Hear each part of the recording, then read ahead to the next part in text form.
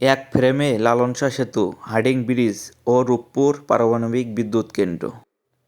লালন শাহ সেতুই আজ আমরা দাঁড়িয়ে আছি উত্তর ও দক্ষিণবঙ্গের সংযোগ স্থল, পদ্মার এক বিস্তীর্ণ পাড়ে।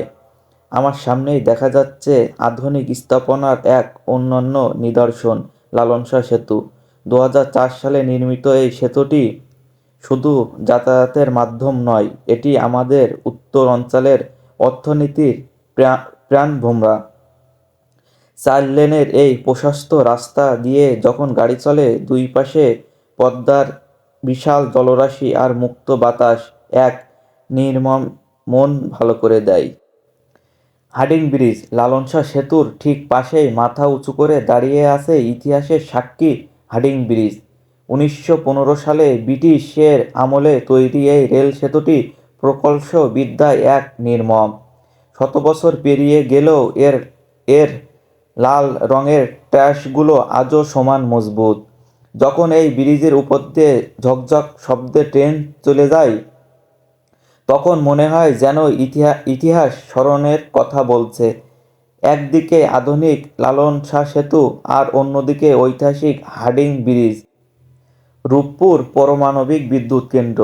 একটু দূরেই তাকালেই দিগন্তে দেখা যাচ্ছে বিশালাকার কয়েকটি কুলিং টাওয়ার। এটি বাংলাদেশের স্বপ্নের প্রকল্প। রূপপুর পারমাণবিক বিদ্যুৎ কেন্দ্র দেশের ইতিহাসে সবচেয়ে বড় এক মেগা প্রকল্প আমাদের। প্রযুক্তির এক নতুন উচ্চতায় নিয়ে যাচ্ছে।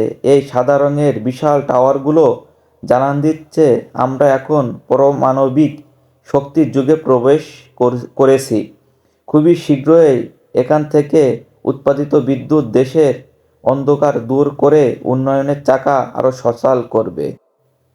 পদ্মার এই এক চিলতে পাড়ে দাঁড়ালে একই সাথে দেখা যায় আমাদের গৌরবময় অতীত, হার্ডিং ব্রিজ, কর্মব্যস্ততা বর্তমানে লালন শাহ সেতু, আর উজ্জ্বল ভবিষ্যৎ রূপপুর পারমাণবিক বিদ্যুৎ কেন্দ্র। প্রকৃতির আর মানুষের তৈরি এই বিশাল সব কীর্তি মিলেমিশে একাকার হয়ে আছে এখানে। আজকের এই ছোট ভ্রমণটি আপনাদের দেশের সক্ষমতার কথা বারবার মনে করিয়ে দেয়। এই তিনটি স্থাপনা যেন সময়ের তিনটি ভিন্ন দিগন্তকে এক বিন্দুতে নিয়ে এসেছে। এখানে দাঁড়ালে উপলব্ধি করা যায় শত বছরের আগে হার্ডিং ব্রিজের সেই স্থাপনা কঠিন সংকল্প আর রূপপুরের আধুনিক প্রযুক্তির রূপ দিয়েছে। পদ্মার ঢেউয়ের শব্দের সাথে মিশে আছে হাজারো শ্রমিকের ঘাম আর প্রকৌশলীদের মেঘা প্রকল্পের গল্প।